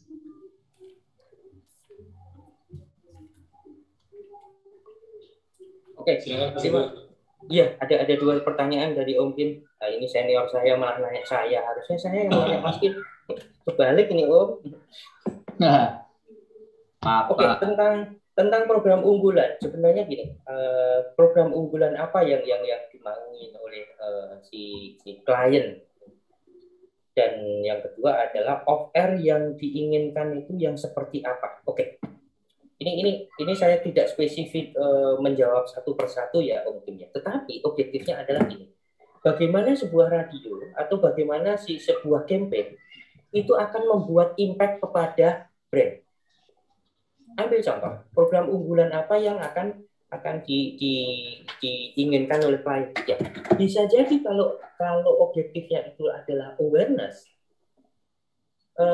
bisnisnya klien itu bisa jadi nanti impact-nya itu apa? Impact-nya adalah pendengarnya banyak atau awareness-nya naik. Bisa jadi.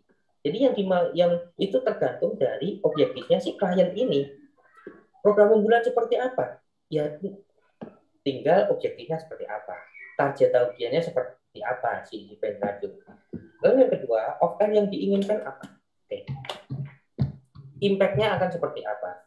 Ibaratnya itu adalah klien mengeluarkan budget ini sebesar X, itu apakah nanti akan mendapatkan hasil yang Y. Artinya semua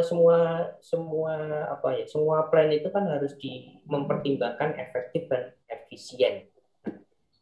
Kaitannya ke sana, Om Kim. Oke, Om Kim sudah terjawab. Sip ya Mas.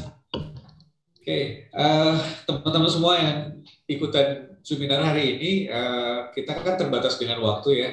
Jadi yang belum sempat dijawab oleh Mas Teguh, bisa japri beliau atau bisa ikut melalui grup WA kita.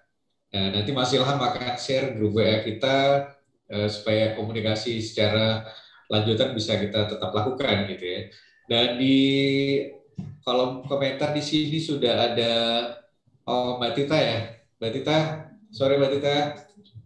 Mbak Tita kayaknya mau tanya langsung. Ya. Masih sempat ya nanya. Silakan Mbak Tita. Bisa. Silakan Mbak. Ya, ini aja dari tadi materinya menarik banget. Jadi membuka mindset kita juga untuk lebih kreatif sama inovatif. Makasih Mas Teguh buat masukannya. Nah, kebenaran di setahun pandemi ini emang menguras otak juga karena kita kan income turun dan lain-lain. Event nggak bisa jalan. Kita udah coba beberapa hal, misalnya kayak ulang tahun kemarin kita pakai hits virtual fest, jadinya ulang tahun virtual. Terus juga pernah bikin beberapa event kecil, live IG, live YouTube seperti itu. Dan terakhir yang kita lakukan sekarang ini kayak digital virtual bike. Nah, semuanya virtual memang. Cuman maksud saya kalau misalnya dari Mindshare sendiri, targetnya untuk virtual ini pasti beda kan untuk KPI dan budgetnya. Kalau saya pengalaman di sini emang sama-sama besarnya sebenarnya. Cuma kan dari brand awareness, branding produk kan jadi sedikit. Apakah misalnya dari event virtual ini mengubah KPI, mengubah target standar event dan target untuk ke medianya gitu? Itu aja sih untuk misalnya kalau nggak nyampe konsekuensinya apa, karena kan memang beda banget sama offline event gitu Mas. Gitu mungkin ya, cukup jelas nggak Mas pertanyaannya? Iya, yang saya tangkap adalah bagaimana menghitung KPI virtual itu ya, Kak Tita ya? Iya betul. Oke. Kak Tita, jadi untuk KPI virtual sebenarnya itu kami memang belum pernah melakukan, karena kami memang belum melakukan campaign yang sampai dengan activation tapi menggunakan virtual. Jadi semua yang kita plan itu masih yang konvensional, on air biasa. Jadi memang kalau untuk saat ini masih kami belum melakukan ini. Jadi kalau ini saya terus belum bisa menjawab, Kak Tita. Ya, karena memang kendalanya gini Mas, kalau misalnya kayak sekarang kita lakukan virtual bike ya, itu orang belum aware dengan caranya, memang rada ribet gitu Mas. Maksudnya sedikit sharing juga ya. Kayak misalnya aplikasinya kita harus bikin dulu, ribet sih, dan orang-orang mau ikutan juga jadi mikir, oh ini syaratnya harus daftar dulu, harus ini segala macam. Memang step-stepnya lebih susah gitu. Ya, sedikit sharing ya Kak Tita ya. Kalau untuk brand dari Mindshare itu yang harus dijaga pertama itu adalah brand image dulu. Pertama adalah brand image. Yang kedua itu adalah kita harus mematuhi protokol dari kesehatan. Artinya untuk melakukan activation walaupun virtual, tetapi kan mereka juga tetap yang live itu kan juga ada kan. Makanya itu dari brand-brand kami itu masih belum meminta rekomendasi itu. Dan memang kalau setelah saya cek ke teman-teman brand manager atau marketing manager, mereka memang menahan. Saya lebih baik menahan dulu daripada nanti saya melakukan virtualan tapi kena semprit. Tahu ya Mbak ya, artinya saya menggunakan analogi semprit. Eventnya nggak terlalu besar, tetapi viralnya itu seperti ini, impact-nya seperti ini. Nah, jangan. Soalnya ini berkaitan dengan kebijakan pemerintah. Itu yang kita jaga. Saya mohon maaf ya Mbak Tita, saya belum bisa menjawab karena saya belum melakukan. Nggak apa-apa Mas Teguh, nggak apa-apa. Terima kasih sharing juga gitu. Ya, terima kasih masukannya. Ya, terima kasih Mas Teguh. Sami-sami, nuhun. Ya. Oke, makasih Mbak Tita. Nah, Mas Teguh, kita jawab satu pertanyaan terakhir ya sebelum nanti Mas Teguh melakukan closing statement ya. Pertanyaan dari Jusan Media. Nah, beliau mempertanyakan masalah pembelajaran jarak jauh ini. Mau nanya langsung atau mau saya bacakan dari Jusan Media?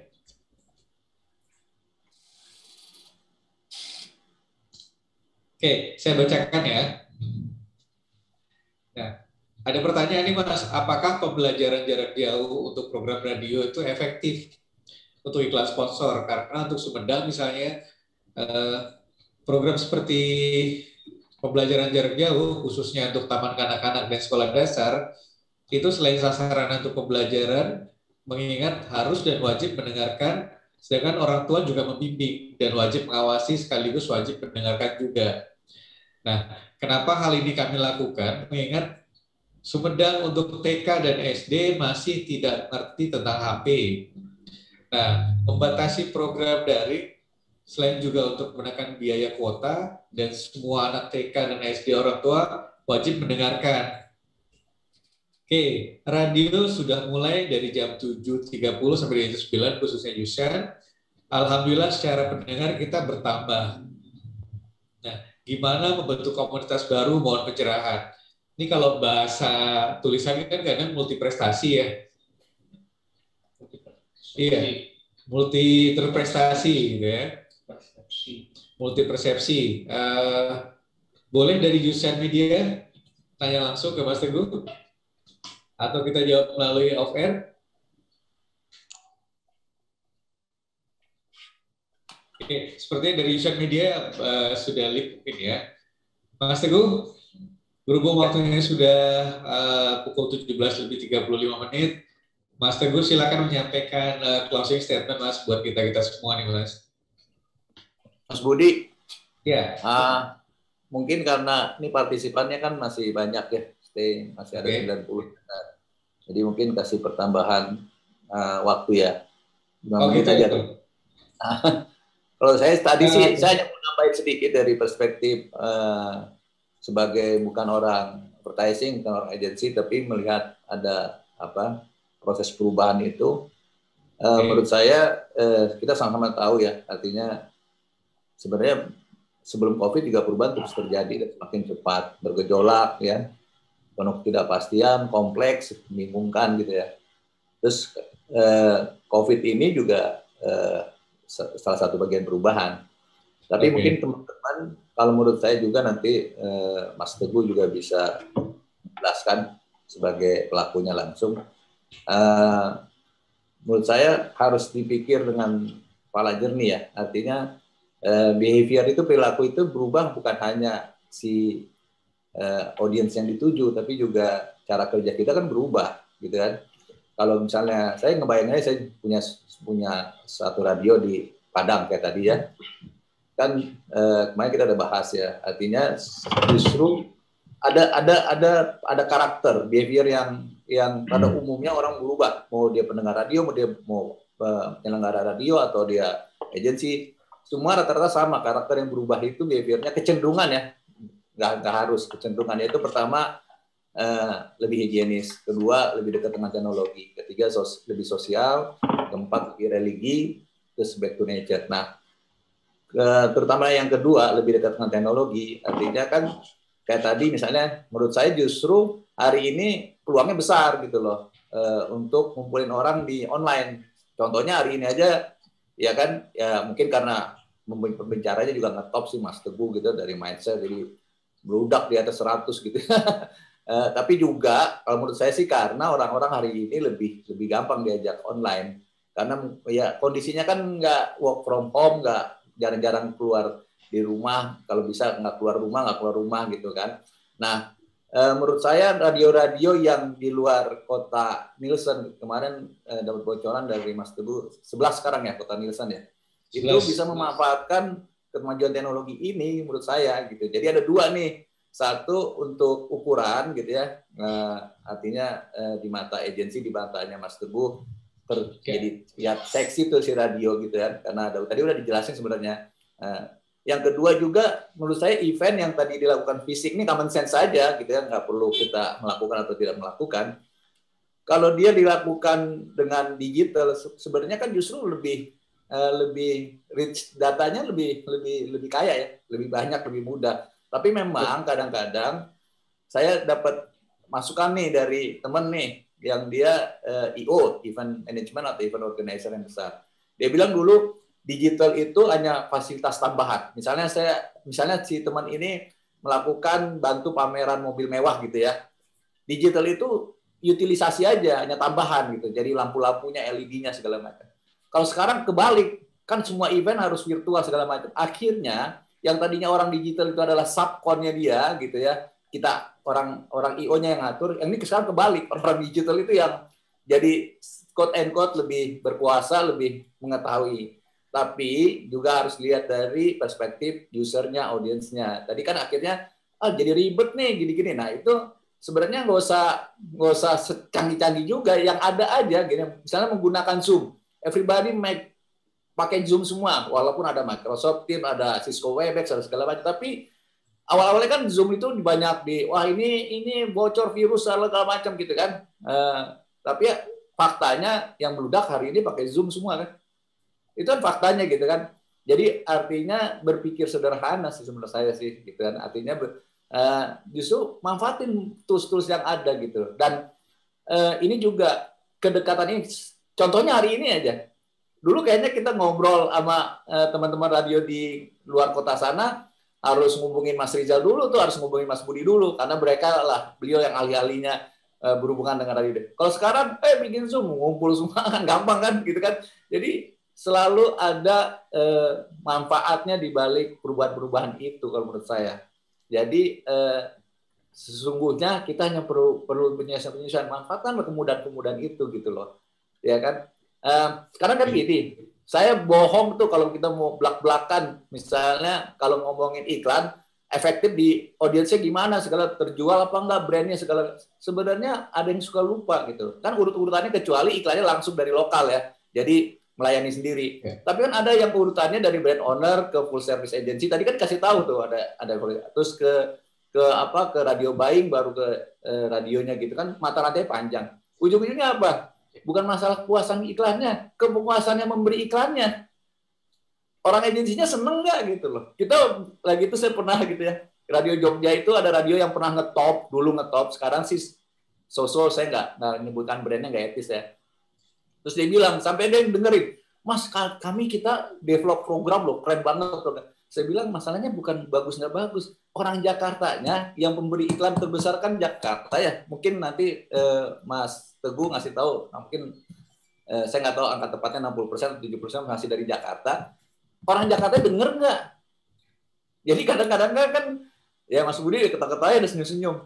Kita bikin punya program bagus di daerah, tapi orang Jakartanya nggak tahu. Maksudnya orang Jakartanya, orang radio buying-nya, orang agensinya gitu loh. Ya kan? Karena si brand owner itu mempercayai gitu kan. Kecuali si brand owner itu memang satu-satu dia datang sendiri. Tapi kan fungsinya agensi nggak mungkin lalu dia pasang di 100 kota, di 20 kota, 30 kota, capek kan. Udah tuh serahkan aja ke Mas Teguh, ahlinya Mas Budi gitu. Itu dari saya sih itu aja sih. Jadi lebih fleksibel lah gitu loh. Yang penting kita beradaptasi, berubah gitu ya.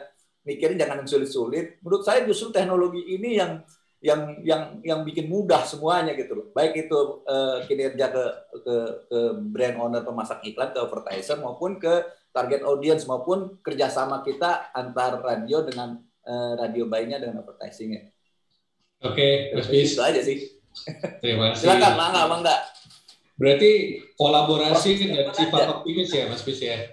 Berapa? Kolaborasi dan optimisme ya, Mas ya? Iya. Jadi kita sering lupa nih, kita melalui media, yang disasar siapa sih? Pendengar. Pendengar kan manusia yang punya otak juga gitu kan. Ya kan? Pembeli iklan siapa sih? Brand owner, advertiser. Ya orang-orang juga gitu loh. Mau kita programnya bagus tapi ketus-ketus sama pemberi iklannya yang nggak dikasih. Mau kayak apa juga. Ya kan, to the point aja lah gitu kan. Nah itu yang harus kita harus pikiran. Dulu istilahnya kan kedekatan emosional apa segala macam. Sebenarnya sih kalau di perspektif otak sedikit nih, yaitu kalau dia mengeluarkan neurotransmitter namanya oksitosin, ya, jadi nggak hanya dopamin, serotonin, dia akan getting close, dia disitulah trust kebangun. Kan bisnis itu dari trust sebenarnya. Kan nggak mungkin Mas Teguh ngeliatin prototipe satu-satu, kalau udah masangnya 30 kota, 50 kota, capek kali gitu kan. Ya laporan pasti ngasih yang bagus-bagus radio kan, nggak mungkin kan gitu. Tapi gue percaya sama dia, gitu kan istilahnya, bahasa gaulnya kan. Di lapangan hari-hari seperti itu kan. Ya kan? Habis waktunya sudah molor kurang lebih 15 menit ya. Kita langsung aja closing statement-nya Mas Teguh deh. Ya, Mas Teguh untuk closing statement. Thanks ke semua yang ikut seminar hari ini. Mas Teguh, silakan Mas Teguh. Terima kasih, Bright. Jadi gini, teman-teman semua, saya hanya menyampaikan pesan bahwa jangan putus asa. Semua industri media terdampak dengan adanya pandemi ini. Bukan hanya radio, semua terdampak. TV juga kena, digital juga kena, print ad juga kena, OH juga kena, sinema juga kena, semuanya kena. Tapi saya melihat ini dari sisi positifnya. Apa positifnya di radio? The power of media di radio adalah komunitas. Terima kasih. Oke. Terima kasih Mas Teguh untuk sharingnya sore ini, bermanfaat buat kita semua. Dan Mas, ada request dari teman-teman media ya, teman-teman radio. Nanti materi yang Mas Teguh sampaikan sore ini kami share ke sana ya. Dan teman-teman media kalau mau nonton obrolan kita sore ini, diskusi kita sore ini, nanti bisa lihat lagi rerunnya di YouTube channelnya Bright dan Neuronesia Learning Center, juga di Facebook ya. Oke. Dan join ke WhatsApp Mas. grupnya. Dan join ke WhatsApp grupnya, jadi mudah untuk nanya-nanya. Siap. Karena Mas Teguhnya kan udah join tuh sebagai narasumber. Jadi kalau mau diskusi diteruskan, bisa di situ ya. Silakan aja. Oke, Mas Bis. Oke, akhirnya kami atas nama tim Radio Seminar, mohon maaf apabila ada hal yang menyinggung teman-teman semua di sini atas kekurangan dan kesalahan. Kami mohon dibukakan pintu maaf. Selamat sore semuanya. Assalamualaikum warahmatullahi wabarakatuh. Sampai ketemu di kesempatan berikutnya.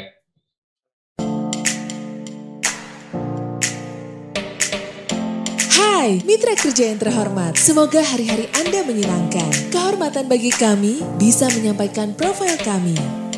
Bright, Bahu Rekso, Ingkang Teguh. Mitra kerja yang siap bersinergi, bersama-sama melompat lebih tinggi karena kami berusaha fokus pada proses dan tujuan akhir, berusaha menjadi pendengar yang baik.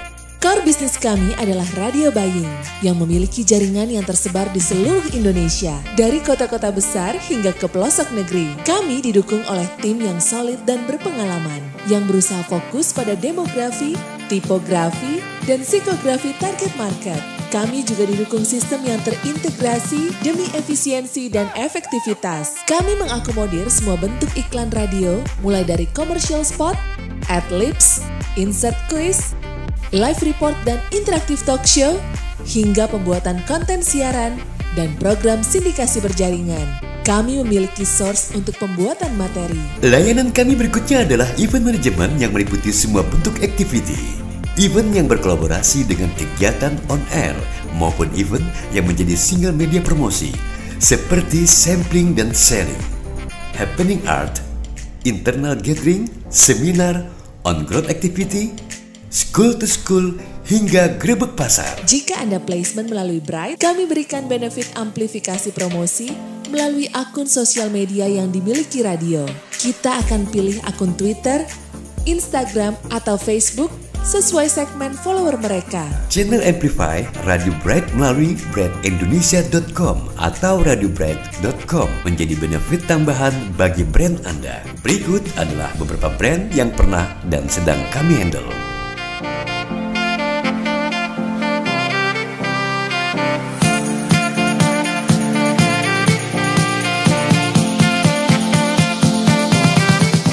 Mohon maaf apabila brand Anda belum kami masukkan dalam profil kami. Jadi, mari berkolaborasi. Tim kami akan menjadi sahabat dalam bekerja. Salam Bright!